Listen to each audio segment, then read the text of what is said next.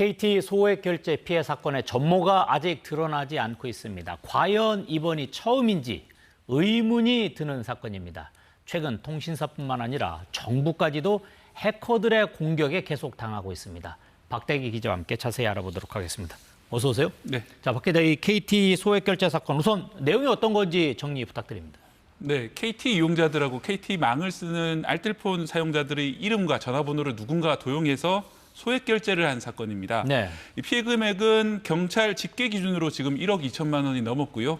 피해자는 어제까지 199명으로 집계가 되고 있습니다. 하지만 KT가 자체 집계한 건 278건에 1억 7천여만 원으로 오히려 더 많은데요. 네. 이 가운데 경찰에 신고된 것이 199건이고 나머지는 피해자가 아직 피해 사실을 모르고 있거나 다른 사정이 있는 거라서 피해 액수는 더 늘어날 전망입니다. 그럼 이제 누군가 내 폰으로 이렇게 소액 결제를 했다는 건데 어떻게 이 수법이 좀 드러났나요?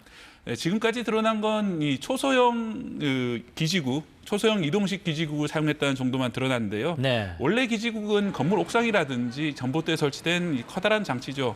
하지만 휴대전화로 통화를 하거나 인터넷 쓰려면 이런 장치가 반드시 필요한데요. 네. 이 통신 사각지대를 없애려고 손바닥 크기만한 무선 공유기 크기의 작은 초소형 기지국도 쓰이고 있습니다. 이걸 펨토셀이라고 부르는데요. 해커는 KT가 설치한 펨토셀을 해킹해서 여기 접속한 휴대전화의 가입자 정보를 탈취한 걸로 보입니다.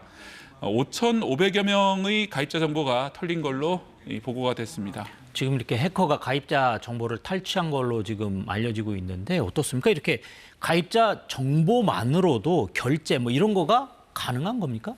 그게 아니기 때문에 더 의문이 드는 대목인데요. 이 소액 결제를 하기 위해서는 훨씬 더 많은 정보가 필요합니다. 이름과 주민번호도 알아야 되고 ARS 인증도 통과를 해야 되는데요. 네. 이 나머지 정보는 해커가 어디서 입수를 했는지 아직 불투명한 상황입니다. KT 내부에 조력자가 있을 수도 있고요. 혹은 다른 데서 구했을 수도 있습니다. 네. 이 범인을 잡아야 알 수 있는데 아직까지 소식이 없는 상황입니다. 게다가 KT는 애초에는 가입자 정보가 탈취됐다는 사실 자체를 모르고 있었습니다. 그동안 다른 해킹이 없었는지 의문이 드는 대목인데요. 이번에 드러난 소액 결제가 아니더라도 예를 들어서 도청을 위해서 이 펨토셀을 그동안 해킹했을 가능성도 있습니다. 이 펨토셀 장비가 도입된 지 12년이 지났고요. 무려 15만 대 이상이 전국에 보급이 돼 있고 일부는 개당 10,000원 정도의 중고 장터에서 마구 거래되고 있는 실정입니다. 네. 특히 600대 이상이 군부대에 납품도 됐는데 만약에 이제 군부대에서 도청이나 이런 게 이루어졌다면 군사 보안도 큰 문제입니다. 이게 진짜 심각한 문제인데요. 지금 이제 박 기자 얘기로는 KT가 가입자 정보가 탈취당했는지도 몰랐다. 네. 그래서 그동안 다른 해킹이 있었는지 없었는지 이거는 것도 이제 확인이 안 된다. 지금 KT가 이 수많은 이 가입자의 개인 정보를 갖고 있는데 어떻게 이렇게 대응하는지 진짜 한심하기 그지없는데요. 얼마 전에 또 SK텔레콤에서 또 해킹 사태가 있었지 않았습니까? 네, 그렇습니다. 이제 심각한 문제는 그 사건이 있고 난 뒤에도 별다른 이제 보안 강화가 없이 이어지고 있다가 이번 사건이 터진 건데 말씀하신 것처럼 지난 10여 년 동안 유사한 해킹이 없었는지 의문이 드는 대목이고요. 많은 네. 사람들이 자기도 모르게 결제된 거라든지 스미싱이라든지 이런 것도 호소를 많이 했었거든요. 그동안 드러나지 않았던 해킹들이 더 있는 게 아닌지 이런 것도 좀 반드시 따져봐야 될 문제입니다. 지금 어떻습니까? 우리 뭐 SK텔레콤도 그렇고 KT도 그렇고 도대체 통신사들이 왜 이렇게 대응이 제대로 안 되고 있는지 의문을 가질 수밖에 없는데 뭡니까? 근본적인 문제가 있는 거 아닙니까?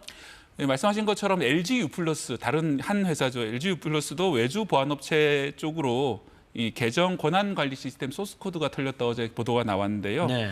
우리나라는 이 스마트폰 하나만 있으면 대부분의 인증을 통과할 수 있고 이 금융 거래도 할 수 있습니다. 그렇기 때문에 해커들이 최우선 목표가 이 스마트폰 해킹이 되고 있는 것으로 보입니다.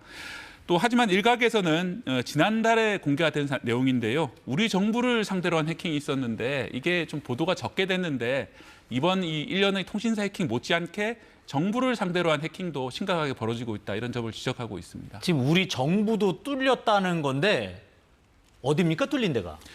일단은 외교부 이메일 플랫폼의 소스 코드가 외부로 유출된 정황이 나왔고요. 이 이메일 플랫폼의 설계도가 털린 셈인데 이 집 설계도 털렸으니까 집 안으로 들어오지 않았을까 이런 의혹이 지금 제기되고 있는 대목입니다. 네. 또 하나는 행안부가 관리하고 있는 온나라라는 정부 내부망에도 해커가 침입한 것으로 확인이 되고 있습니다. 이건 원래는 정부 바깥의 사람이라면 접속조차가 안 되는 그런 사이트인데 이 보안이 뚫려서 해커가 버젓이 로그인을 한 겁니다. 통일부와 해수부의 이 내부망이 이렇게 해커에 의해서 뚫린 것으로 지금 보고가 되고 있습니다. 참 기업들의 이 보안 의식도 문제고 지금 정부도 문제고 이거 뭐 온 데가 다 문제인데 네. 어떻게 된 겁니까? 누가 우리 정부를 뚫은 겁니까? 정확하진 않고 이제 추정만 나오고 있는데요. 이번 해킹 사건이 드러난 거는 화이트 해커라고 하죠. 우리 편 해커가 우리 정부를 턴 해커의 컴퓨터를 찾아가서 그 컴퓨터 내부 파일을 들여다본 겁니다. 네. 프렉이라는 해외 해킹 잡지에 이 해킹 내용이 나왔는데요. 해당 보고서는 북한 해커인 김숙희가 아마도 해킹을 했을 거다 추정을 하고 있습니다. 하지만 우리나라 전문가들은 중국 쪽 해커의 가능성이 더 있다 이렇게 보고 있습니다. 아니 정부가 뚫렸다면 도대체 얼마나 이런 부분에 취약했길래 뚫린 겁니까? 전문가들은 우선 납품된 프로그램이 개발되는 과정을 다시 한번 들여다봐야 된다 이런 점을 지적하고 있는데요. 네. 이런 프로그램들은 정부가 자체 개발하는 것이 아니라 대부분 외주를 주고 있는데 이 외주를 주고받는 과정에서 보안 관리가 철저했는지 들여다봐야 된다는 겁니다.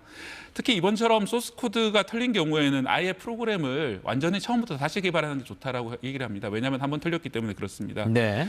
SK텔레콤 같은 경우에는 1,000억 원 넘는 과징금까지 부과가 됐죠, 해킹 때문에. 그런데 정부 같은 경우에는 보안이 털려도 누군가가 책임을 지는지 좀 불투명한 그런 상황입니다. 이 책임을 묻는 제도가 오히려 기업보다 약하기 때문에 이런 일이 자꾸 벌어지는 게 아니냐 지적이 나오는 건데요. 특히 코로나 시기 이후로는 정부에서 원격 근무라든지 재택 근무를 좀 강조를 하면서 집이나 다른 사무실에서 다른 사무실이 컴퓨터로 접속하는 경우가 많이 늘고 있는데 이런 재택 근무를 통해서 이 정부 내부망이 털렸을 가능성도 제기되고 있습니다. 네, 그렇군요. 지금 정부에서도 반드시 책임지는 사람이 있어야 할 것 같습니다. 지금 기업에서도 반드시 책임을 지고 있는 상황인데 네. 어떻습니까? 앞으로도 이게 이런 해킹 공격이 계속 있을 수밖에 없는데 어떤 대책이 필요한 겁니까? 네, 여러 가지 대책이 지금도 나오고 있는데요. 전문가들이 우려하고 있는 것은 또 한 번 번거로운 인증 제도만 더 강화하는 게 아니냐 이런 점을 좀 우려하고 있습니다. 왜냐하면 지금도 인증 제도가 많은데 그 인증이 도움이 되는 면도 있지만 그 인증을 통해서 오히려 해킹이 이루어지는 경우가 많기 때문입니다. 그리고 이제 정부 말씀하신 것처럼 정부도 보안이 뚫렸을 때 책임지는 절차와 사람이 꼭 필요하고요. 또 이런 보안을 인증하는 기관의 수준도 좀 높여야겠습니다. 네, 알겠습니다. 오늘 여기까지 듣도록 하겠습니다. 지금까지 박대기 기자와 함께했습니다. 고맙습니다.